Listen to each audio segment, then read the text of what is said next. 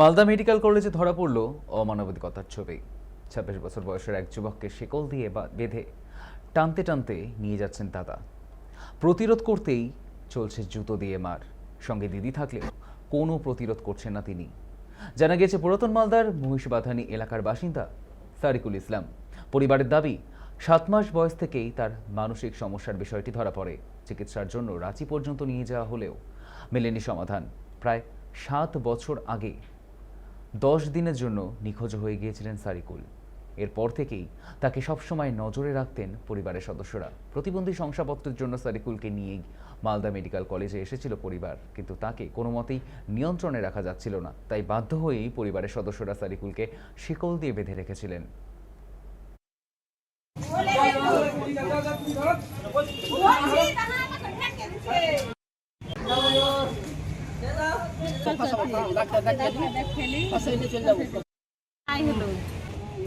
ওই মাথার brain shot পেটে থেকে ইয়াতে ধরো যে মেডিকেল সার্টিফিকেট বানাইছে, ওই তো পালিয়ে বেড়ে বেঁচে সেটে থাকবে না। না এখানে এসে সেই চলে গেছে, বাড়তে ঠিকই রয়েছে। এখনই বেঁধে রেখেছি, নাহলে বাঁধতে হবে না। মানে এখন থাকবে না এখানে।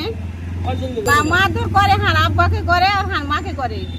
মানে যখন কিনা ওর মাথা খারাপ করে, মানে মাথা বেশি হয়ে যায়, তখনই প্রথম করে মারে।